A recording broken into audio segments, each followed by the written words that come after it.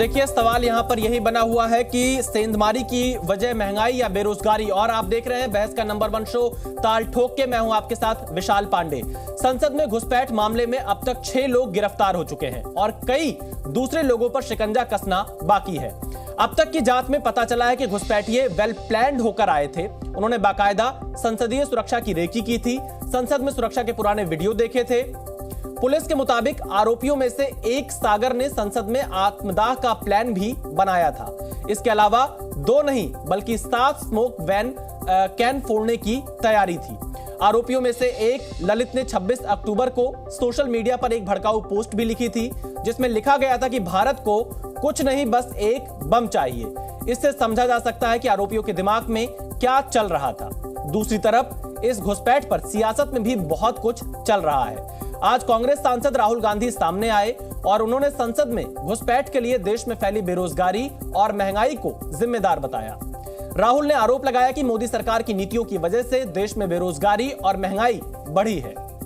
दूसरी तरफ INDIA alliance में राहुल गांधी के सहयोगी अखिलेश यादव ने भी घुसपैठ के लिए मोदी सरकार को ही जिम्मेदार ठहराते हुए गंभीर आरोप लगाए। अखिलेश यादव ने कहा कि नौजवान सरकार से दुखी थे, इसीलिए गूंगी बहरी सरकार को जगाने के लिए संसद में कूद गए। अखिलेश ने सवालों की शक्ल में सरकार पर गंभीर आरोप लगाए। पूछा कहीं सरकार ने ही तो डराने के लिए यह सब नहीं किया। विपक्ष के दूसरे चेहरों ने भी इस मुद्दे पर सरकार पर तीखे बाण चलाए। इंडिया गठबंधन हमलावर हुआ तो बीजेपी ने इस मुद्दे पर राजनीति न करने की नसीहत दी। बीजेपी ने आरोपियों के साथ टीएमसी और कांग्रेस के लोगों की तस्वीर पर भी सवाल उठाए। कुल मिलाकर राजनीति चरम पर है। लेकिन इन सब के बीच बड़ा और गंभीर सवाल यह है कि मान लिया जाए अगर कोई बेरोजगार है तो क्या वो संसद पर प्रहार करने के लिए निकल जाएगा? क्या बेरोजगारी पर गुस्सा निकालने के लिए लोकतंत्र के मंदिर के सम्मान पर चोट की हिमाकत की जा सकती है? और सवाल यह भी है कि उनके जवाब निकालने के लिए हम ताल ठोकेंगे। लेकिन सबसे पहले देखिए खास रिपोर्ट।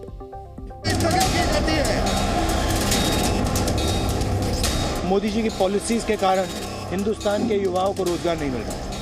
तो ब्रीच जरूर हुई है बट इसके पीछे कारण बेरोजगारी है और महंगाई है। इस घटना ने सबों को दुखित किया है, तो इस समय तो सबको एक साथ होकर संसदीय सॉलिडारिटी दिखानी चाहिए ना। हर पर राजनीति करने का मतलब क्या है? नौजवान बहुत त्रस्त थे।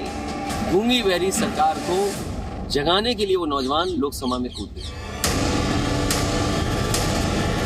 नीलम नाम की लड़की, वो कांग्रेस की पूरी कार्यकर्ता, फोटो वीडियो सब कुछ आ रहा है।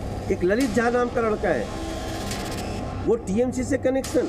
जिस प्रकार से ये लोग इनको बचाने के लिए हल्ला कर रहे हैं, ये और ऊपर से सिद्ध कर रहा है। अगर भूल से भी वो अगर मुसलमान होते तो आज देखते इन लोगों का, उसी के नाम पर ये लोग पूरा देश में धार्मिक उन्माद फैलाते। पार्लियामेंट में जो अंग्रेजों का ध्यान आकर्षित करने के लिए भगत सिंह जी ने किया था, वो एक देश का युवा या एक युवती करती है तो सरकार को भी सोचना चाहिए, पार्लियामेंट में बहस होनी चाहिए। जिसका केवल एक ही मकसद था कि पार्लियामेंट को किसी प्रकार से आतंकित किया जाए और उसको भी जायज ठहराने का काम आज कांग्रेस पार्टी की तरफ से हो रहा है। क्या देश के अंदर बेरोजगारी इस हद तक बढ़ चुकी है? इस पे सरकार को भी विचार करना पड़ेगा कि क्या नौजवान यहाँ तक पहुँच जाएगा, इस तरीके के गैर कानूनी काम करेगा। प्रेम शुक्ला जी इस वक्त हमारे साथ जुड़ रहे हैं, भारतीय जनता पार्टी के प्रवक्ता हैं। आपका स्वागत है प्रेम शुक्ला जी। अभय दुबे जी कांग्रेस के प्रवक्ता हमारे साथ जुड़ रहे हैं, आपका भी बहुत स्वागत है। और प्रदीप भाटी जी समाजवादी पार्टी के प्रवक्ता हमारे साथ जुड़ रहे हैं, आपका भी बहुत स्वागत है। और माधव आनंद जो कि RLJD के प्रवक्ता हैं, वो भी हमारे साथ जुड़ रहे हैं। आप चारों मेहमानों का बहुत स्वागत है। पहला सवाल अभय दुबे जी आपसे, संसद की सुरक्षा में ये चूक हुई, संसद में जो कुछ हुआ उस वक्त भी टेलीविजन पर सभी ने देखा, लेकिन अगर कोई बेरोजगार है तो क्या आपके नेता इस तरह का बयान देंगे कि वो संसद के में जो भी कुछ हुआ उसको बेरोजगारी से जोड़ना, महंगाई से जोड़ना कितना जायज है? एक सवाल हिम्मत जुटा करके देश के गृह मंत्री से पूछा होता विशाल आपने। आज इतने दिन हो गए उस घटना को, गंभीर आक्रमण भारत की संसद पर है ये। क्या देश के गृह मंत्री की जिम्मेदारी नहीं बनती? जबकि 6 दिन पहले ही, क्योंकि ये 13 दिसंबर को 13 दिसंबर पर पार्लियामेंट पर हमला हुआ और हमारे 9 लोगों की शहादत हुई थी। एक आतंकवादी पन्नू ने धमकी दी थी कि मैं 13 दिसंबर को संसद में कुछ बड़ा करने वाला हूं और ये वीडियो पोस्ट किया था। तो कहां थे देश के गृह मंत्री? ये जिम्मेदारी देश के प्रधानमंत्री जी की थी। एक ट्वीट भी देखा आपने? प्रधानमंत्री जी ने उस दिन 2 ट्वीट किए अपनी रैलियों के। जब भी देश पर आक्रमण होता है, देश पर हमला होता है, प्रधानमंत्री जी कहां होते हैं? रैलियों में। पुलवामा का हमला हो तो रुद्रपुर की रैली को संबोधित करते हैं, जिम कॉर्बेट में शूटिंग करा रहे होते हैं प्रधानमंत्री जी। ये जिम्मेदारी देश के गृह मंत्री की है। जहां तक बेरोजगारी का प्रश्न है, तो आपने एक हिस्सा उसके ट्वीट का सुनाया उस आदमी का। उसके आगे वो लिखता है, बम की जरूरत है, अत्याचार, अन्याय और अराजकता के खिलाफ मजबूत आवाज, रोजी रोटी हक की बातें की उसने अगले अपने उल्लेख में। ये पुलिस ने बताया इंटरोगेशन के बाद। भारत को बेरोजगारी की गर्त में प्रधानमंत्री जी ने डाल दिया है। आज परिस्थितियां यह है कि लेबर फोर्स पार्टिसिपेशन रेट जो 52% था 2014 में, वो गिरकर 39% पर आ गया है हिंदुस्तान में। अभय दुबे जी, देखिए सवाल मेरा आपसे फिर वही है, संसद सुरक्षा में चूक की वजह बेरोजगारी। आपके नेता ये मतलब क्या प्रवोक करना चाह रहे हैं? क्या करना चाह रहे हैं राहुल गांधी जी? क्या आप चाहते हैं कि ऐसी चीजें और हो? जिन उद्देश्यों को लेकर ये देश के प्रधानमंत्री जी से पूछिए, वो चाहते हैं। अभय दुबे जी, राहुल गांधी जी का बयान आया है, राहुल गांधी जी का बयान आया, आपने सुना होगा, नहीं सुना होगा तो मैं दोबारा आपको सुना देता हूं। मुझे उम्मीद है आपने जरूर सुना होगा, आपके नेता हैं वो। विशाल जी, मुखरता से बोला राहुल गांधी जी ने। कर्नाटक का तो क्या संसद में इस तरह कूद जाना चाहिए अभय दुबे जी? अभय दुबे जी, क्या संसद में कूदना आप जायज ठहरा रहे हैं? राहुल गांधी जी ने ही कहा नाजायज है, ब्रीच हुआ है, आपने खुद ने बयान सुनाया। अभय दुबे जी, वो मैंने पूरा बयान सुना, मैं पढ़ के सुना देता हूं, आपने भी सुना होगा। लेकिन मैं यही पूछ रहा हूं सर, मैं आपसे यही पूछ रहा हूं अभय जी, बेरोजगारी और महंगाई पर अगर कोई चीज है तो क्या संसद में कूद जाना ये इसका एकमात्र विकल्प है? वहां सांसद है, आपकी पार्टी के भी सांसद है और भी दलों के सांसद हैं, देश की संसद है वो। तो गृह मंत्री को इस्तीफा देना चाहिए। मांगिए आप इस्तीफा देश के गृह मंत्री से कि धमकी के बावजूद घुस कैसे गए। अभय दुबे जी, लेकिन हमारी संसद पर मैं प्रेम शुक्ला जी से आपके सवालों का जवाब लूंगा। देश के प्रधानमंत्री जी ने किया है। देश के रोजगार चाहने वाले युवाओं के साथ उतना ही बड़ा आक्रमण किया। चलिए अभय दुबे जी, मैं आपके सवालों का जवाब सीधे प्रेम शुक्ला जी से लेता हूं। प्रेम शुक्ला जी, आपने राहुल गांधी का आज का बयान सुना होगा, वो बेरोजगारी और महंगाई से जोड़ रहे हैं इस घटना को। जी देखिए विशाल जी, कांग्रेस के नेताओं की पराजय के बाद की बौखलाहट कितने घटिया स्तर तक उतरी है, ये श्रीमान राहुल गांधी से लेकर अभय दुबे के बयानों तक स्पष्ट दिखाई देती है। एक तरफ तो कहते हैं कि संसद पर आक्रमण, अभी आप ही की बहस में श्रीमान अभय दुबे कह रहे हैं कि संसद पर आक्रमण है, गुरवंत सिंह पन्नू का भी स्टेटमेंट बता रहे हैं। दूसरी तरफ ये कहते हैं कि बेरोजगारी के कारण ये जो है अराजक हुए हैं वो लोग। तो या तो वो आतंकवादी हैं, अगर गुरवंत सिंह पन्नू के कहने पर यह आक्रमण हुआ है तब तो आतंकवादी हैं, आक्रमण है तो आक्रमण करने वाला आक्रांता है। दूसरी तरफ कहते हैं कि बेरोजगार हैं। तो भाई आप सही में बताइए, आप सोच क्या रहे हैं? वो बेरोजगार होने के नाते इसको या आप बगावत मान रहे हैं या आतंकी हमला मान रहे हैं? तो ये दोनों पर भी स्पष्टता से नहीं। इनको तो जो है टूल किट गिरोह जो है, हम लोग ये सोच रहे थे 5-6 दिन से कि टूल किट गिरोह का सरदार शांत क्यों है, टूल किट गिरोह के सरदार ने अब तक कोई बयान क्यों नहीं दिया। तो आज टूल किट गिरोह का सरदार मुखरता नहीं, मूर्खतापूर्ण बयान देने पर आमादा हो गया। मुखरता नहीं है, मूर्खता है ये। और ये मूर्खता जो है वो परिवार विशेष का जो सदस्य है वही कर सकता है, उसके अभ्यास में है। क्योंकि जॉर्ज सोरोस और चीन के चंदे पर पलने वाले लोग भारत की संसद लोकतांत्रिक प्रक्रिया से संचालित हो, ये उनसे बर्दाश्त कैसे हो। तो कभी वो जो है हिंडनबर्ग लेके आ जाते हैं और संसद के पूरे सत्र को धराशायी कर देते हैं, कभी पेगासस को लेके आ जाते हैं, कभी विदेश में बनी एक डॉक्यूमेंट्री लेके चले आते हैं। इस बार उनको कुछ नहीं मिला। तो आप बताइए, बेरोजगार युवक थे तो इनका जो है विविध स्टेटों में नेटवर्क कैसे था, ये विमान से कैसे प्रवास कर रहे थे। अभी जो है इन्वेस्टिगेशन करने वाली एजेंसी दिल्ली पुलिस का, उसने इन्वेस्टिगेशन में अपना मोटिव इनका अब तक साफ तौर पर वो अदालत को भी नहीं बता पाई है, तो ये जेम्स बॉन्ड 007 राहुल गांधी को ज्ञात हो गया। वाह भाई, जेम्स बॉन्ड का जो ज्ञान है इन्वेस्टिगेशन का, वह तो भाई सारी जो है जितने जासूस हैं उन जासूसों के ज्ञान से ज्यादा है। तो ये आप साफ तौर पर समझ लीजिए कि एक या तो इस हमले के पीछे राहुल गांधी और उनकी इंडिया अलायंस है, या अब इस जो घटना हुई हमले की, इस घटना का राजनीतिक लाभ लेने के लिए आमादा है ये लोग, और संसद के सत्र को भी इन्होंने बाधित करने के लिए एक बहाना प्राप्त कर लिया हुआ है। तो ये टूल किट गिरोह जो जॉर्ज सोरोस के चंदे पर पलकर कभी हिंडनबर्ग उड़ाती है, कभी पेगासस उड़ाती है, कभी किसी विदेशी जो है अखबार भारत विरोधी समाचार समूह के डॉक्यूमेंट्री को आधार बनाती है, इस बार उन्होंने संसद पर इस हमले को, और इसके लिए देखिए वकील भी किसने दिया, असीम सरोदे। कौन है वो? राहुल गांधी के साथ उनके भारत तोड़ो यात्रा में उनके साथ। चलिए मैं जवाब ले लेता हूं प्रेम जी। असीम सरोदे क्यों इन्होंने प्रोवाइड कराया हुआ है? बिल्कुल मैं जवाब ले लेता हूं। अभय दुबे जी जवाब दीजिए। सीधा आरोप आपके ऊपर कांग्रेस पार्टी के ऊपर लगा रहे हैं, टूल किट गिरोह सक्रिय है, बीजेपी के प्रवक्ता प्रेम शुक्ला का कहना है। बेशर्म लोगों को चुल्लू भर पानी में डूब मरना चाहिए। हाथरस का केस हुआ। देखिए मैं पहले स्पष्ट कर देता हूं, आप एक सेकंड, मैं आप प्रेम जी और अभय जी मैं सबसे पहले सभी को स्पष्ट कर देता हूं। देखिए कोई भी असंसदीय भाषा का प्रयोग कोई मेहमान न करे। जी न्यूज इसका मंच किसी को नहीं दे सकता है। आप अपनी बात आप पूरी रखिए। अभय जी शुरू किया, मैं बिल्कुल मैं रोक रहा हूं, प्रेम जी मैं रोक रहा हूं। मैं चाहूंगा एक डिबेट की गरिमा बनी रहे। अभय दुबे जी अपनी बात पूरी रखिए। नहीं, गरिमा गिराने का काम ही कांग्रेसियों का है। प्रेम शुक्ला जी बोल रहे थे तब नहीं आया। अभय जी मैं सभी को रोक रहा हूं। अभय जी मैं सभी को रोक रहा हूं।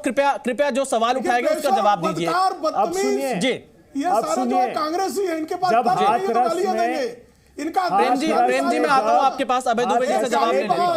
एक गालीबाज लौंडा जो है प्रेम जी, हाथरस में एक दलित बिटिया, प्रेम शुक्ला जी मैं जवाब ले लेता हूं जी। अरे साहब ऐसे कैसे पांडे जी? अभय दुबे जी आप जवाब दीजिए, आपकी बारी। हाथरस में जब दलित बिटिया को हाथरस में दलित बिटिया को इनकी सत्ता की सरपरस्ती में रात को पेट्रोल डाल के जला दिया, तो अब क्या कहते थे कि विदेशी फंडिंग है, 100 करोड़ रुपए का फंड आया। देखिए पीएफआई का हाथ, न जाने सूत्र इनके कौन से संसार में रहते हैं और वो विदेश न जाने कौन से देश में रहता है। साहब कोरेगांव की घटना, भीमा कोरेगांव की घटना हुई, पीएफआई कनेक्शन 100 करोड़ रुपए। मैं वही सोच रहा था कि जब किसान का आंदोलन था तो भी खालिस्तान और पाकिस्तान को लेकर आए थे। इस संसद की घटना पर अब तक ये मौन क्यों है? क्यों नहीं ढूंढ पाए? अरे देश के लोग अगर बेरोजगारी की आवाज लगा रहे हैं तो उसका दमन करोगे आप? 60% आत्महत्या के युवाओं के केस बढ़ गए। मैं नहीं कह रहा हूं, पार्लियामेंट में अभी जवाब दिया है 2014 की तुलना में। आपने परिस्थितियां हिंदुस्तान की यह निर्मित कर दी है कि सारे प्रीमियम इंस्टीट्यूट्स में 60% पद खाली है। 9,97,000 पद केंद्र सरकार के डिपार्टमेंट्स में खाली है। पहले बेरोजगारी, अरे साहब बेरोजगारी आकंठ डुबा दिया। 2 ही लोगों को रोजगार दिया, धन्ना सेठों को, एक अडानी को दे दिया, एक अंबानी को दे दिया। ये बेरोजगार जो है 42 लोगों ने 30 लाख करोड़ रुपए का डाका डाला। जब मोदी जी भाषण दे रहे थे ना, लोगों को भरमा रहे थे भाषण दे देकर कि आपदा में अवसर ढूंढो, तब किसानों पर आक्रमण मोदी जी। चलिए एक एक कर अभय दुबे जी आपने जो सवाल उठाए, मैं एक बार जल्दी से प्रेम शुक्ला जी से जवाब ले लेता हूं। प्रेम शुक्ला जी से मैं जवाब ले लेता हूं। जी बिल्कुल नहीं बोलने दूंगा। पूरी डिबेट में प्रेम शुक्ला जी को नहीं बोलने दूंगा। मेरी नहीं ऐसे नहीं अभय दुबे जी, डिबेट आप नहीं होस्ट कर रहे हैं, डिबेट मैं होस्ट कर रहा हूं, ये मैं तय करूंगा। आप ऐसे नहीं कह सकते अभय दुबे जी, हम आपका सम्मान करते हैं, तो इसका मतलब ये नहीं है कि आप इस तरह की आप हमारे डिबेट को होस्ट करने का प्रयास करेंगे। बिल्कुल भी नहीं अभय दुबे जी, बिल्कुल भी नहीं अभय दुबे जी, बिल्कुल भी नहीं अभय दुबे जी, इस तरह से नहीं। आपको पूरा बोलने का मौका मिला। भाजपा प्रायोजित कार्यक्रम तुमको, अभय दुबे जी, पार्टी प्रायोजित कार्यक्रम, अभय दुबे जी, आप लोगों का यही अहंकार, अभी 3 राज्यों में चुनाव के नतीजे आए उसमें साफ हो गया। आपका यही अहंकार। आपके पास जब कुछ नहीं होता है तो आप झूठे आरोप लगाना शुरू कर देते हैं पत्रकार पर और एंकर पर। प्रवक्ता के रूप में अभय दुबे जी, आप मेरे बैकग्राउंड को पता कर लीजिएगा। अभय दुबे जी, आप मेरे बैकग्राउंड को पता कर लीजिएगा। किसी भी युवा पत्रकार पर इस तरह के आरोप लगाने से पहले आपको 100 बार सोचना चाहिए। खैर, आपकी मजबूरी है। हमारी जो डिबेट है हम उस पर टिके रहेंगे। आपके आरोप लगाने से हमारे ऊपर कोई असर नहीं पड़ेगा, क्योंकि जब आपके पास कुछ नहीं बचता है तो आप इसी तरह के आरोप लगाते हैं। फिलहाल प्रेम शुक्ला जी की बारी है। आपने जो सवाल उठाए हैं एक विपक्ष के तौर पर, आपने जो सवाल उठाए हैं अभय दुबे जी, एक विपक्ष के नेता के तौर पर आपने जो सवाल उठाए उसका जवाब आप सत्ता पक्ष के नेता से ले लेने दीजिए। मुझे लगता है डिबेट इसी तरह से आगे बढ़ पाएगी। प्रेम शुक्ला जी, जवाब दीजिए। आपके ऊपर आरोप यह लगा रहे हैं अभय दुबे जी कि जब कोई मुद्दा आता है तो आप कोई ना कोई एक नया कनेक्शन ढूंढ देते हैं, कभी खालिस्तान का, कभी पाकिस्तान का, कभी पीएफआई का। कनेक्शन तो सामने है।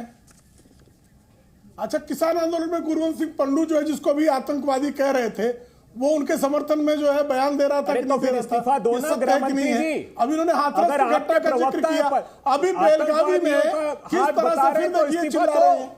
बयान तक तो देने का साहस नहीं है। बिल्कुल प्रेम शुक्ला जी, आपकी बारी है। मंत्री के पास साहस। प्रेम शुक्ला जी, आपकी बारी है। जी अभय दुबे जी, आपने जो सवाल पूछे हैं, दुबे जी, अभय जी, आपने जो सवाल पूछे हैं उसका जवाब सुनने का थोड़ा धैर्य रखिए। अभय जी, आप बहुत सीनियर व्यक्ति हैं। अभय जी, आप इतने वरिष्ठ व्यक्ति हैं, आप इतने वरिष्ठ प्रवक्ता हैं, आप तो कम से कम गरिमा का ख्याल रखिए। अगर कोई और प्रवक्ता होता मैं उसको थोड़ा समझाने का और प्रयास करता, लेकिन आप इतने वरिष्ठ हैं, इतने टीवी डिबेट में आप शामिल होते हैं, आप सुनेंगे नहीं तो सवाल कैसे पूछेंगे? आप प्रेम जी को सुन लीजिए, प्रेम शुक्ला जी को सुन लीजिए। बहुत प्रेम से वो आपके सवालों का जवाब बहुत प्रेम से हंसते मुस्कुराते हुए दे रहे हैं। मुझे उनके चेहरे पर वो मुस्कुराहट दिख रही है। वो बहुत शालीनता से वो जवाब देना चाह रहे हैं। अभय जी, उनकी शालीनता है, वो शालीनता से जवाब देना चाह रहे हैं। सुन लीजिए, फिर सवाल पूछेंगे तो और प्रवक्ता इंतजार कर रहे हैं। उसके बाद पठानकोट पर अभय जी चलिए, अभय जी हो गया। प्रेम शुक्ला जी जवाब दीजिए। मैं चाहूंगा प्रेम शुक्ला जी का जवाब इस वक्त सामने आए, क्योंकि आपने सवाल पूछे। प्रेम जी, अब ये शोरगुल बंद हो तो मैं बोलूं, प्लीज जी। देखिए, अभी बेलगावी में एक जनजातीय समाज की महिला को नंगा करके घुमाया गया और कर्नाटक के हाईकोर्ट को बेशर्मी कांग्रेस सरकार की जो थी, मैं नहीं कह रहा हूं बेशर्म कह रहा हूं, उसको निर्वस्त्र कर दिया साहब। और कर्नाटक हाईकोर्ट ये कह रहा है कि महाभारत का बेशर्मी की पराकाष्ठा ये है। अभय जी देखिए अभय जी, प्रेम जी एक सेकंड। अभय जी देखिए, अभय जी थोड़ा सा सुन लीजिए। अभय जी थोड़ा सा सुन लीजिए। मैंने सभी को टोका है, एक एक करके आप लोग अपनी बात रखेंगे तो बहुत अच्छे से डिबेट आगे बढ़ पाएगी। आप सभी सीनियर। विशाल जी, प्रेम शुक्ला जी तो गालियां बक रहे थे। अभय जी, मैंने प्रेम शुक्ला जी को भी टोका है, आप रिवाइंड करके देख लीजिएगा, क्योंकि मुझे पता है मैंने उनको भी टोका है। इसलिए अभी उनकी बारी है, प्रेम शुक्ला जी को सुन लीजिए। आपके पास कोई और पॉइंट होगा, मैं आपके पास दोबारा आऊंगा। इस वक्त मैं चाहूंगा प्रेम शुक्ला जी की आवाज सामने आए। प्रेम शुक्ला जी की बारी है, प्रेम शुक्ला जी की बारी है, उनकी आवाज इस वक्त सामने आनी चाहिए। जी, अभी बेलगावी में किस तरह से एक जनजातीय समाज की महिला को नंगा करके घुमाया गया, और कर्नाटक की सरकार कितनी गैर जिम्मेदार है, कितनी जनजातीय विरोधी है कि उसने SC ST एट्रोसिटी एक्ट के तहत मामला भी नहीं दर्ज किया। ये और कर्नाटक का हाईकोर्ट जो है फिर देखिए बोलने लगे, फिर बोलने लगे। विशाल जी, क्या हो गया इनको? मुंह में भगंदर हो गया है। नहीं देखिए, इस तरह की भाषा का प्रयोग नहीं, मैं उनको रोक रहा हूं। प्रेम जी देखिए, इस तरह की क्या कहूं मैं, मुझे बताइए। प्रेम जी आप भी काफी वरिष्ठ प्रवक्ता हैं, भाषा की मर्यादा बनाकर रखी जाए। मैं सभी को रोक रहा हूं। मैं ये चाहूंगा अभय जी देखिए, इस तरह से बात आगे नहीं बढ़ पाएगी। अभय जी, जब आपका मौका आएगा, अगर आपके बीच में सब लोग बोलने लगेंगे तो आपकी भी बात सामने नहीं आ पाएगी। थोड़ा सा समझने का प्रयास करिए। आप प्रेम शुक्ला जी की बात सुन लीजिए। अगर आपको कोई और सवाल है, मैं आपको दोबारा मौका दूंगा। सीधी सी बात है, एक बार उनकी बात सुन लेने दीजिए। नहीं, सुन ही नहीं सकते। प्रेम जी नहीं, उनके पास देखिए, प्रेम शुक्ला जी आप बात रखिए। जनजातीय समाज की महिला को नंगा करके घुमाए जाने पर कर्नाटक हाईकोर्ट का जिस तरह का उसके बारे में ऑब्जर्वेशन आता है, उस ऑब्जर्वेशन के बाद भी कर्नाटक की सरकार कुंभकर्णी नींद में सोई रहती है, नहीं जागती है। लड़की हूं, लड़ सकती हूं वाली जो है, नाबालिग के बलात्कार में 25 साल की सजा हुई। प्रेम शुक्ला जी, उत्तर प्रदेश के भाजपा के विधायक को बलात्कार के बाद विधायक बना हुआ। देखिए फिर अभय जी चलिए मैं अभय जी देखिए अभय जी अगर आप नहीं सुनेंगे तो कैसे आपके पास हम दोबारा आएंगे जवाब के लिए? प्लीज आपसे निवेदन है, मैं बहुत विनम्रता के साथ कह रहा हूं, और भी मेहमान जुड़े हुए हैं, एक एक करके बोलेंगे, सबकी आवाज आएगी, इस मुद्दे पर क्लैरिटी रहेगी। चलिए प्रेम शुक्ला जी आप अपनी बात अब पूरी करिए, फिर मैं प्रदीप भाटी जी और माधव आनंद जी के पास जाऊंगा। अभय दुबे जी आपके पास फिर आऊंगा। देखिए क्या है, ये इन्होंने चूंकि हाथरस का जिक्र किया इसलिए बता रहा हूं मैं कि इनके यहां तो मर्दानगी का पैमाना शांति धारीवाल जो है राजस्थान जैसे सूरमाओं के प्रदेश को बलात्कारियों का प्रदेश बनाने पर आमादा हो जाते हैं। कर्नाटक का हाईकोर्ट ने अभी क्या कहा है सबके सामने है। और इसके अलावा जो है टूल किट गिरोह किस तरह से सक्रिय होता है। आप पहले दिन इनके एक नेता हैं सज्जन सिंह वर्मा, उन्होंने बयान दिया कि भाई ये तो जो है बेरोजगार, पहले ही दिन बयान दिया कि बेरोजगारी के कारण जो है ये इस तरह का जो है संसद पर हमला किया और उनके खिलाफ कार्रवाई नहीं होनी चाहिए। ये सब भगत सिंह वाले लोग हैं। सज्जन सिंह वर्मा कांग्रेस के नेता हैं और सज्जन सिंह वर्मा कांग्रेस के नेता इस तरह से जो सुनियोजित ढंग से संसद में हमला करता है, उन हमलावरों को उनकी भगत सिंह से तुलना करने का काम करते हैं। कालांतर में आवाज देख रहे हैं श्रीमान राहुल गांधी उतर पड़े। कांग्रेस के नेता असीम सरोदे, कांग्रेस का जो भारत तोड़ो यात्रा में जो श्रीमान राहुल गांधी की भारत तोड़ो यात्रा थी, जो सिर्फ एक समुदाय विशेष के सांप्रदायिक शक्तियों को जोड़ने के अलावा जिसने कोई कार्य नहीं किया, उस सांप्रदायिक शक्तियों को जोड़ने वालों को असीम सरोदे उसकी पैरवी कर रहे थे। अब राहुल गांधी स्वयं पैरवी करने पे उतारू है। वही भाषा अभय दुबे बोल रहे हैं। इनके पास कोई तर्क शेष नहीं बचा। अरे भाई, जो हमला करने का प्रयास किया गया अगर वो आक्रमणकारी है, और मुझे बताइए ना 1974 में जब संसद में हमला हुआ तो गृहमंत्री ने इस्तीफा दिया था, वो पार्लियामेंट में जो है रिवॉल्वर लेके ही वो घुसा था। चलिए प्रेम जी मैं आपके पास फिर से आऊंगा, आपने जो सवाल उठाया मैं उनका जवाब ले लेता हूं। बिल्कुल। अब प्रदीप भाटी जी मैं आपसे पूछता हूं, अखिलेश यादव जी का बयान आया कि गूंगी बहरी सरकार को जगाने के लिए सदन में कूदे, तो संसद में इतनी बड़ी चूक हुई है, संसद में जो सुरक्षा सारी पार्टियों के सांसद होते हैं, तो इसको इस तरह से जोड़ना कितना जायज मानते हैं आप? धन्यवाद विशाल जी। पहली सबसे बड़ी जो बात है और जिस बात से बिल्कुल भी हम भाजपा का ध्यान हटने नहीं देंगे कि सुरक्षा के अंदर 2001 हो चाहे आज हो, आज वो शहीद भी शर्मिंदा होंगे जिन्होंने अपनी शहादत दे दी 2001 में, और वही भाजपा सरकार में अब फिर दोबारा से ऐसी चूक होती है और वो वेल के अंदर तक आ जाते हैं, मतलब एक कदम आगे चले जाते हैं। सुरक्षा सबसे पहली और सबसे महत्वपूर्ण मुद्दा है, भाजपा को इस पर जवाब देना पड़ेगा। दूसरी बात जो आपने कही, माननीय अखिलेश यादव जी ने अखबारों को कोट करते हुए कहा, जो आपने वीडियो चलाया उसकी 2 लाइन अगर आप पहले चला देते तो उन्होंने ये कहा, अखबारों में ये कोट किया गया है कि परिवार के लोग गूंगी और बहरी सरकार से इन मुद्दों से पे बात कर रहे हैं या इन मुद्दों के बारे में जिक्र कर रहे थे वो।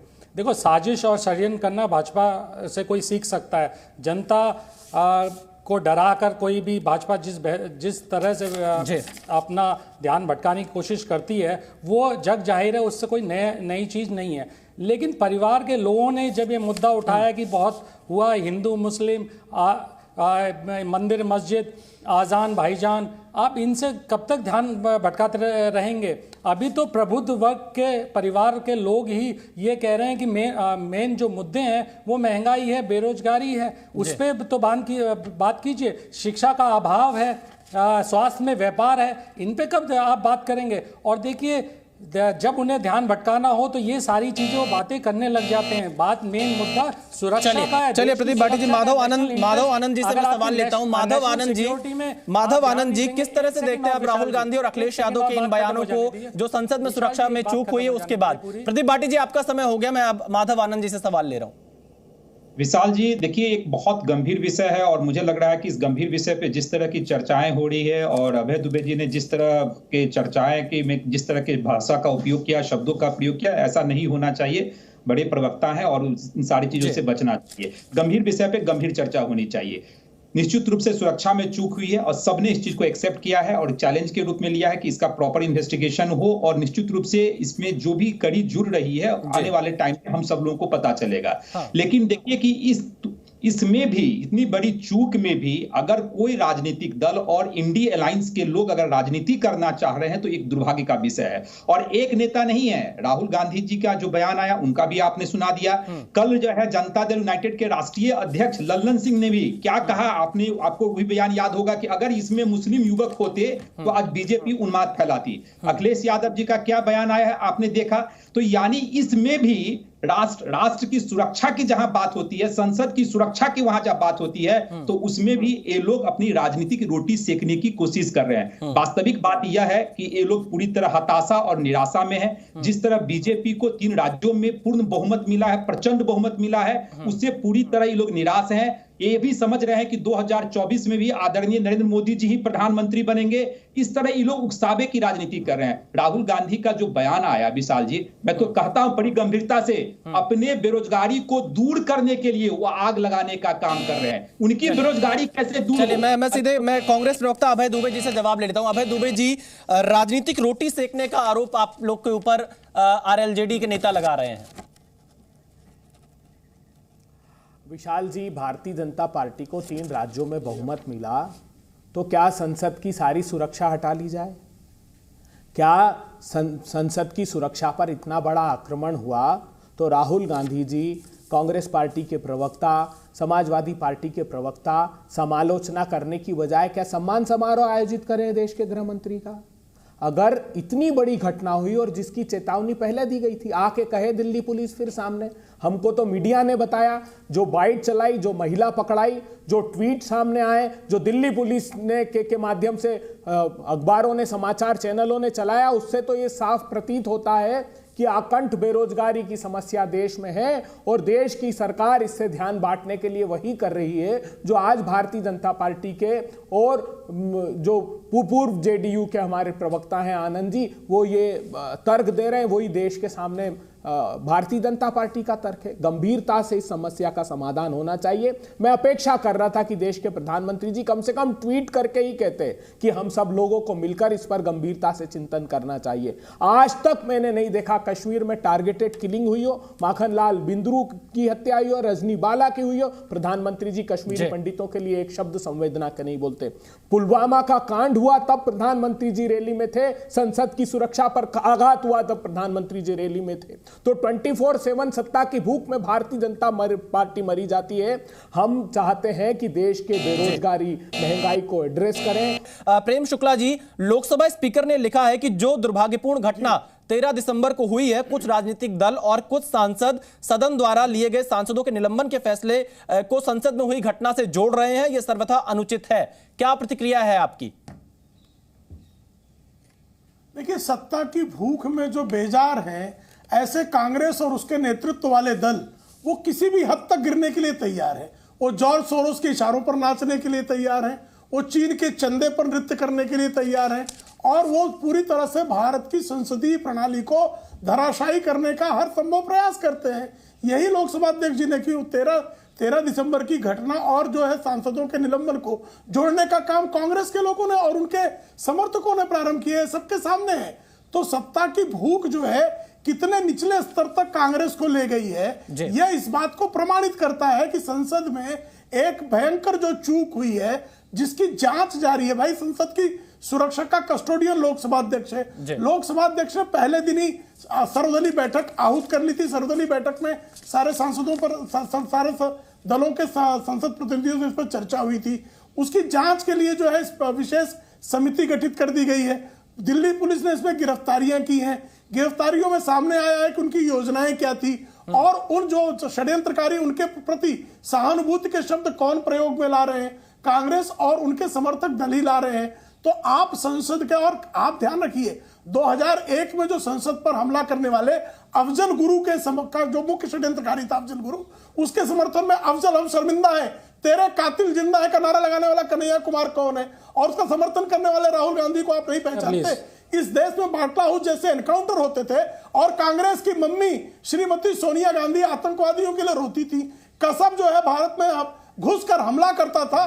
मुंबई में नंगा नाच किया गया, 59 घंटों तक मुंबई को बंधक बनाया गया और बंधक बनाए जाने के बाद कसब के समर्थन में कांग्रेस के विधायक और विशाल जी, जरा उसको जवाब- जो है मैं जवाब ले लेता हूं, प्रेम शुक्ला जी जवाब ले तो लेता हूं। आप समझ जी। सकते हैं कि इनकी क्या दशा है। बिल्कुल अभय दुबे जी, प्रदीप भाटी जी मैं आपके पास आता हूं क्योंकि कांग्रेस के ऊपर सीधा आरोप लगाया है। एक जवाब मैं अभय दुबे जी से लेता हूं, फिर मैं आपके पास आ रहा हूं। प्रदीप भाटी जी 10 सेकंड दीजिए। मैं अभय दुबे जी से एक जवाब ले लूं क्योंकि सीधा आरोप कांग्रेस के ऊपर लगाया प्रेम शुक्ला जी ने। अभय जी।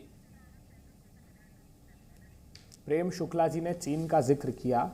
Parliamentary standing committee on commerce ने भी गंभीर आरोप लगाए कि चीन की वजह से ही हिंदुस्तान का एमएसएमई तबाह हो गया। $100 बिलियन डॉलर से अधिक का इंपोर्ट चीन से हमने किया, जिससे छोटे छोटे उद्योग तबाह हो गए। प्रधानमंत्री जी कब संज्ञान लेंगे आप इन बातों का?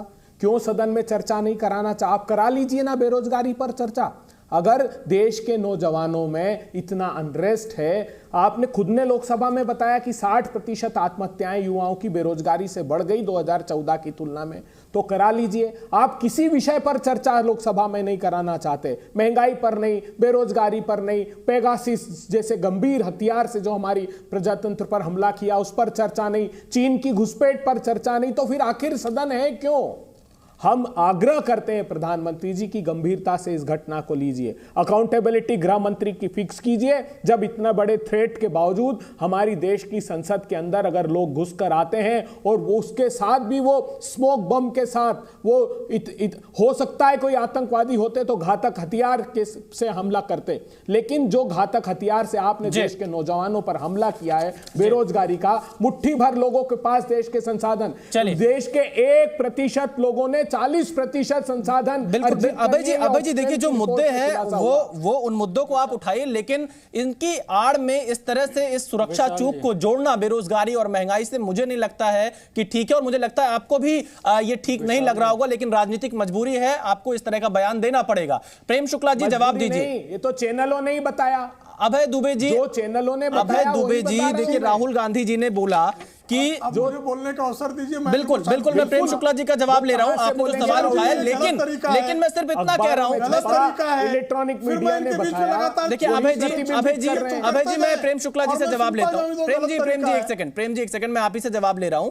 लेकिन अभय जी, राहुल गांधी जी ने जो इस पूरी घटना को बेरोजगारी और महंगाई से जोड़ने का प्रयास किया है, कम से कम संसद की सुरक्षा और देश की सुरक्षा के मुद्दे पर, इस मुद्दे को कम से कम अलग रखना चाहिए था। दोनों विषय अलग-अलग आपके पास बहुत मंच है, आपके पास बहुत मंच है, राजनीतिक मंच है, चुनावी मंच है, संसद में भी आप तमाम मुद्दे उठा सकते हैं, लेकिन इस सुरक्षा से जुड़े मामले को इससे जोड़ना कितना सही, मैं प्रेम शुक्ला जी से जवाब ले रहा हूं। सुरक्षा की चूक में पहले गृह मंत्री जी, चलिए मैं प्रेम शुक्ला जी से जवाब ले रहा हूं। ठीक बेरोजगारी को ठीक है अभय जी।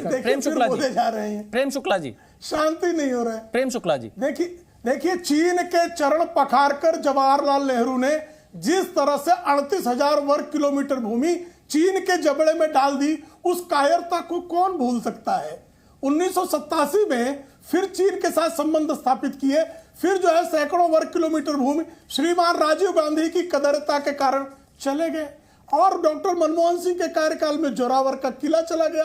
$4 बिलियन का ट्रेड हुआ करता था, $64 बिलियन का ट्रेड डेफिसिट श्रीमती सोनिया गांधी के नेतृत्व वाले यूपीए के गठबंधन के कार्यकाल में हो गया।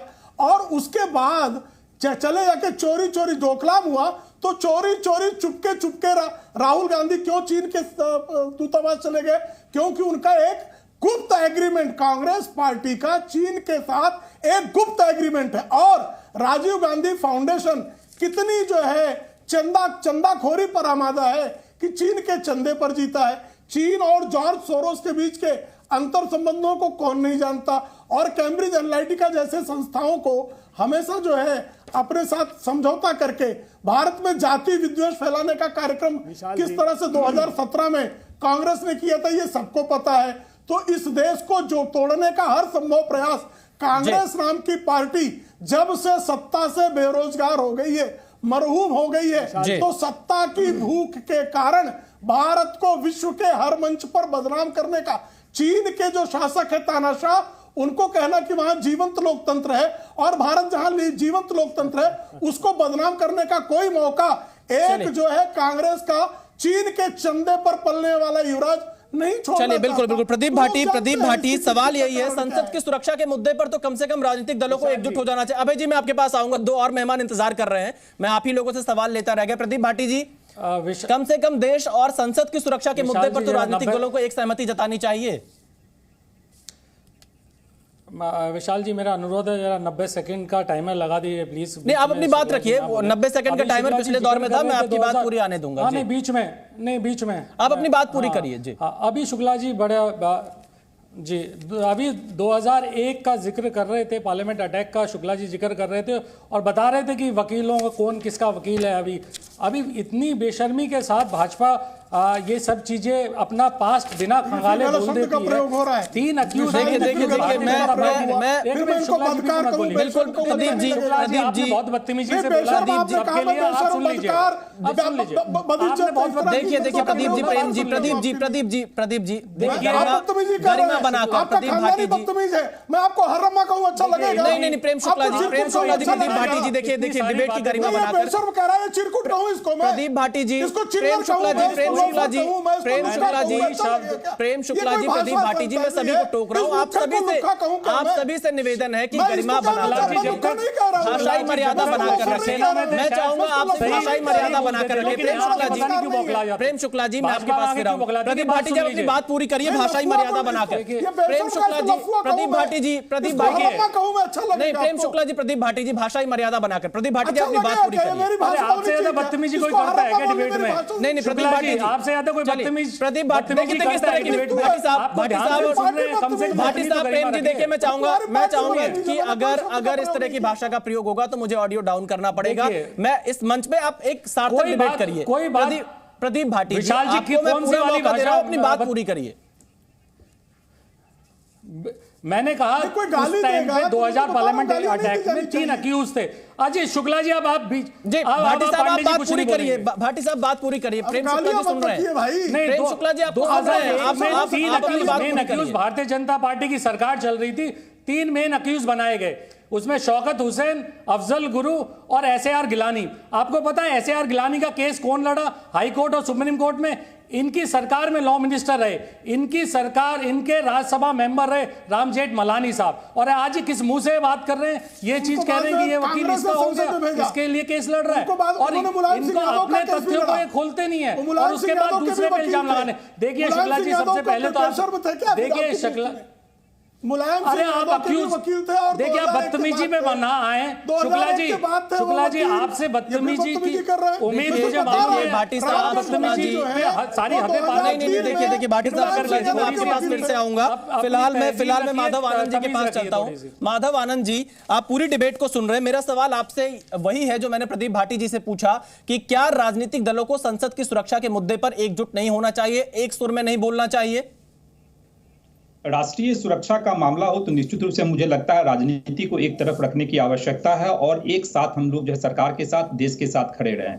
लेकिन बहुत दुर्भाग्य है कि भारत जैसे लोकतंत्र में इस जो इतनी बड़ी चूक पे भी अगर राजनीति हो रही है, सरकार ने इसको गंभीरता से लिया है। सरकार ने सारे इन्वेस्टिगेशन के जो द्वार खोल रखे हैं, सारे इन्वेस्टिगेशन हो रहे हैं। थोड़े धैर्य रखने की आवश्यकता है कि निश्चित रूप से सारी रिपोर्ट भी आ जाएंगे और जिसका जितना जिसमें संलिप्तता होगी उसके अकॉर्डिंग उसको सजा भी मिलेगी। लेकिन इस तरह की राजनीतिक रोटी सेकना, तरह तरह के बयान देना, उकसावे की राजनीति करना या कहना कि बेरोजगारी के कारण इस तरह के लोग हरकत कर रहे हैं, मुझे लगता है यह भारत जैसे लोकतंत्र के लिए उचित नहीं है। हम सब लोग शर्मिंदा हैं और मुझे लगता है कांग्रेस के प्रवक्ता को भी शर्मिंदगी महसूस होनी चाहिए और एसपी के प्रवक्ता को भी शर्मिंदगी महसूस होनी चाहिए कि हम लोग इतने गंभीर मुद्दे पे भी अगर इस तरह की बातें करें, आपस में लड़े, आपस में जो है तो इस तरह का एब्यूसिव लैंग्वेज यूज करें, मुझे लगता है यह देश को शोभा नहीं देता, हम लोग को शोभा नहीं देता। और आपका चैनल बहुत बड़ा चैनल है और इस चैनल पे अगर जिस तरह एसपी और कांग्रेस के प्रवक्ताओं ने बात स्टार्ट की, मुझे लगता है कि चलिए मैं एक डेटा लेता हूं महंगाई दर का, क्योंकि राहुल गांधी ने यह कहा है कि महंगाई और बेरोजगारी